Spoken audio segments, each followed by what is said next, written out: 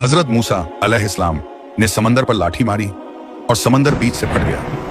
पानी दोनों तरफ दीवार की तरह खड़ा हो गया और बीच में एक सूखा रास्ता बन गया। हजरत मूसा अपनी कौम को लेकर उस रास्ते से निकल गए और पीछे फिरौन अपने पूरे लश्कर के साथ उसी रास्ते पर चढ़ आया।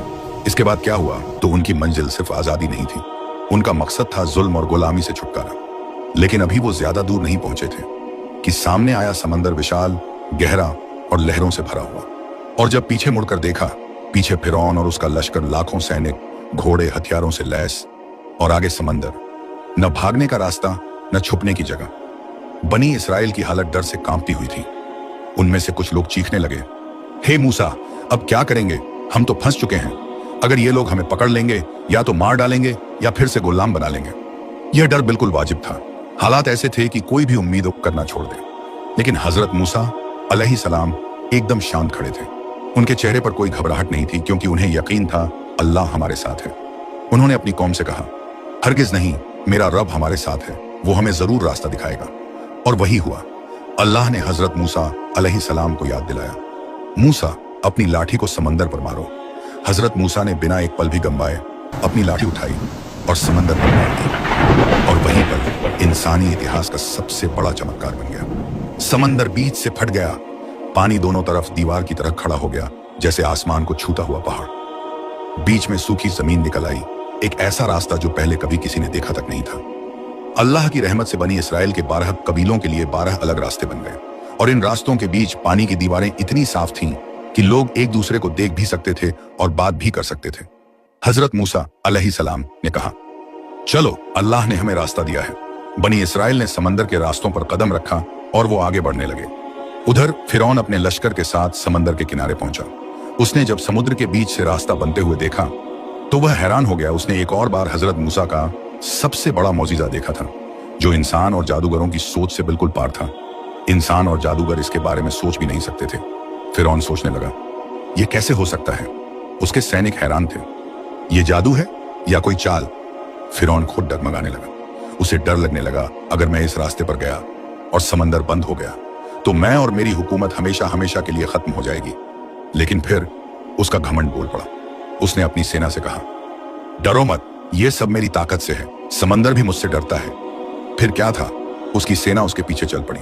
लेकिन फिर भी फिरौन खुद नीचे उतरने से डर रहा था। तभी अल्लाह के हुक्म से जिब्राइल अलैहिस्सलाम एक आदमी की शक्ल में एक घोड़े पर सवार हुए और फिरौन के सामने से गुजरे। उनका घोड़ा समंदर के रास्ते में कूदा और फिरौन का घोड़ा भी उसके पीछे हो लिया। अब फिरौन चाहकर भी खुद को रोक नहीं पाया। वो समंदर के अंदर चला गया। उसके पीछे पूरा लश्कर, घोड़े, हथियार, सैनिक, सब समंदर के रास्ते पर उतर गए। बनी इसराइल दूसरी तरफ किनारे पर पहुंच गए थे और फिर अल्लाह का हुक्म आया, अब समंदर को बंद कर दो। और उसी पल समंदर की दीवारें टूटने लगी। ऊंची ऊंची लहरें फिरौन और उसकी सेना पर गिरने लगी जैसे कहर बरस रहा हो। हर तरफ सिर्फ चीखें थीं, बचाओ, मदद करो। लेकिन अब कोई मदद नहीं थी। अब फिरौन और उसकी सेना को मौत के फरिश्ते दिखने लगे। तो उसने कहा, मैं अब उस पर ईमान लाता हूं जिस पर बनी इसराइल ईमान लाए हैं, और जो मूसा का खुदा है। लेकिन अब बहुत देर हो चुकी थी। अल्लाह ने फरमाया, अब ईमान लाते हो जब पहले नाफरमानी करते थे। अब तुम्हारी तौबा कबूल नहीं होगी। और फिर फिरौन, उसकी घमंड भरी बादशाही और उसका पूरा लश्कर समंदर में हमेशा के लिए दफन हो गया। बनी इसराइल जब दूसरी तरफ पहुंचे और उन्होंने देखा कि उनका सबसे बड़ा दुश्मन खत्म हो चुका है, तो उन्होंने अल्लाहू अकबर का नारा लगाकर आसमान गूंजा दिया। वो आजाद थे, एक नई जिंदगी की शुरुआत के लिए। समंदर के दूसरी तरफ नई जिंदगी उनका इंतजार कर रही थी। बनी इसराइल समंदर पार कर चुके थे। अब उनके सामने था एक खुला मैदान, रेगिस्तान जैसा इलाका। चारों तरफ सिर्फ रेत और सूखा, ना कोई पेड़, ना कोई पानी, ना कोई घर। लेकिन उन्हें आजादी मिल चुकी थी। उनके सामने अब कोई फिरौन नहीं था, कोई गुलामी नहीं थी। बस एक उम्मीद थी कि अब उनका रब उन्हें नई जिंदगी देगा, नई राह दिखाएगा। लेकिन मुश्किलें अभी खत्म नहीं हुई थीं। प्यास से जूझती एक कौम और फिर अल्लाह की रहमत बरसी। थोड़ी दूर चलने के बाद बनी इसराइल को बहुत जोर की प्यास लगी। रेगिस्तान की गर्मी, तेज धूप और पानी कहीं नहीं था। उनके बच्चे रोने लगे, बूढ़े थक गए। लोग फिर हजरत मूसा अलैहिस्सलाम के पास पहुंचे और बोले, ऐ मूसा, क्या हमें यहां मरने के लिए लाए हो? मूसा अलैहिस्सलाम ने अपने रब से दुआ की, ऐ अल्लाह, मेरी कौम प्यास से परेशान है, तू रहमत फरमा। और फिर हुआ चमत्कार। अल्लाह ने हुक्म दिया, मूसा, अपनी लाठी से उस पत्थर पर मारो। हजरत मूसा ने जैसे ही लाठी मारी, उस पत्थर से 12 सोते फूट पड़े। हर कबीले के लिए एक अलग सोता साफ मीठा ठंडा पानी बहने लगा। हर कोई हैरान था, प्यास बुझ गई, राहत मिल गई। लोगों ने कहा, सचमुच हमारा रब बड़ा करम वाला है। भूख का मामला आया और आसमान से खाना उतरा। कुछ दिन बाद भूख ने उन्हें घेर लिया। खाने को कुछ नहीं था। फिर से वो मूसा अलैहिस्सलाम के पास पहुंचे। हमें खाने को कुछ दो। मूसा अलैहिस्सलाम ने फिर अल्लाह से दुआ की और फिर आसमान से उतरने लगा मन्ना और सलवा। मन्ना एक सफेद मीठा पदार्थ था जैसे शहद और मलाई। सलवा एक परिंदे जैसा स्वादिष्ट गोश्त। हर सुबह मन्ना जमीन पर बिछ जाता था और शाम को सलवा आ जाता था। लोगों ने जितना चाहा उतना उठाया और खा लिया। आज ही खाओ, कल के लिए जखीरा मत करना। लेकिन कुछ लोगों ने डर के मारे छुपा लिया और अगली सुबह वो सड़ चुका था, उसमें कीड़े पड़ चुके थे।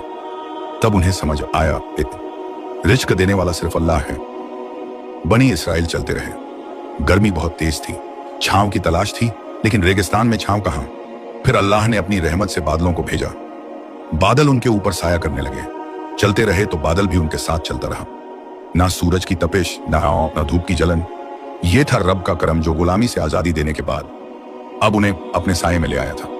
लेकिन इंसान की फितरत है जल्दी भूल जाना। इतने चमत्कार देखने के बाद भी कुछ लोगों ने फिर शिकायत शुरू कर दी। हर रोज मन्ना सलवा खाकर थक गए हैं।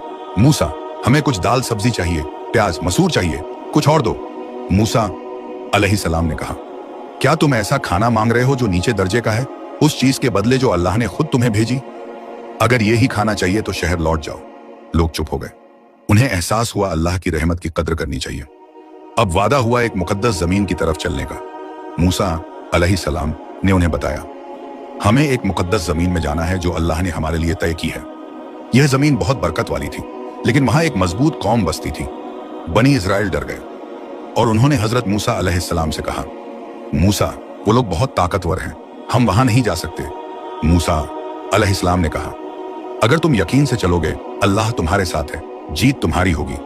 लेकिन बनी इस्राइल की फितरत वही थी, डर और शिकायत। उन्होंने साफ मना कर दिया, जाओ तुम और तुम्हारा रब लड़ो, हम यहीं बैठे हैं। अब आया अल्लाह का गजब और फिर एक बड़ा इम्तिहान। अल्लाह ने फरमाया, अब यह कौम 40 साल तक इस रेगिस्तान में भटकती रहेगी। इन्हें मुकद्दस जमीन नसीब नहीं होगी जब तक इनकी नस्ल बदल न जाए। और फिर शुरू हुआ 40 साल का सफर रेगिस्तान में। लेकिन इस सफर में भी अल्लाह ने उन्हें कभी अकेला नहीं छोड़ा। भले ही बनी इस्राइल की गलतियां थीं, लेकिन अल्लाह ने उन्हें भूखा नहीं रखा, प्यास नहीं छोड़ा। मन्ना सलवा आता रहा, पानी मिलता रहा, बादल का साया बना रहा। मूसा अलैहिस्सलाम ने हर बार उन्हें सही राह दिखाने की कोशिश की। उनकी कौम बार बार गलती करती, लेकिन मूसा अलैहिस्सलाम फिर दुआ करते, ऐ रब, मेरी कौम को माफ कर दे।